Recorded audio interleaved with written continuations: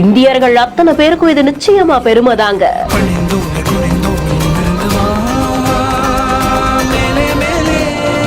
இந்தியாவின் உச்ச அரங்கில் சூப்பர் ஹீரோக்களுக்கு கிடைத்த அங்கீகாரம்.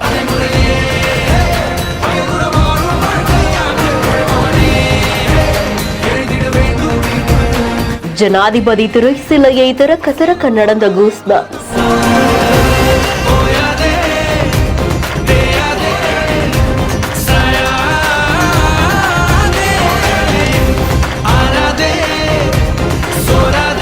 காஃபி, சிற்றுண்டி உள்ளிட்டவைகள் தயாரிக்கிறதுல இருந்து அதை பரிமாறுறது தொடங்கி கல்லா பெட்டியில அமர்ந்து அத்தனையையும் நிர்வகிக்கிற வரைக்கும் அத்தனை பேருமே மாற்றுத்திறனாளிகள்.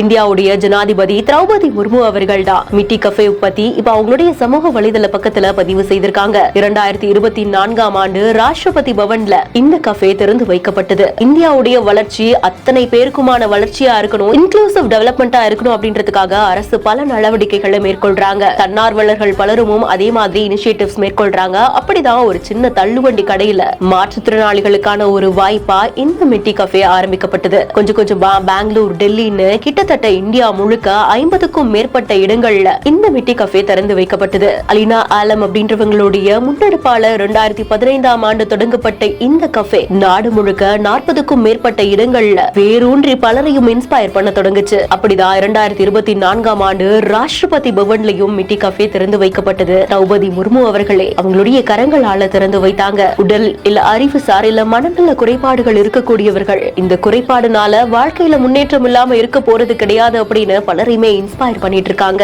இந்த கஃபே திறந்து வைக்கப்பட்டதுல இருந்து இருக்கக்கூடிய அழகான மொமெண்ட்ஸ் எல்லாத்தையுமே திரௌபதி முர்மு அவர்கள் இந்த வீடியோல ஷேர் பண்ணிருக்காங்க. ராஷ்டிரபதி பவனுக்கு வரும்பொழுது நிச்சயமா இந்த கஃபேவுக்கு வந்து பார்க்கணும் அப்படின்ற மாதிரியான ஒரு கோரிக்கையையும் இந்தியர்கள் மத்தியில வைத்திருக்காங்க. செய்கை மொழியில பேசி கஃபேவுக்கு ஒருத்தவங்க வரவேற்கிறது, வீல் சேர்ல இருந்து ஒவ்வொரு வேலைகளையும் ஒவ்வொருத்தவங்களும் பார்த்து செய்யறது, இப்படின்னு ஒவ்வொருத்தவங்களும் முனைப்போட வேலை செய்யறத பார்க்கறதுக்கே அவ்வளவு இன்ஸ்பைரிங்கா இருக்கு.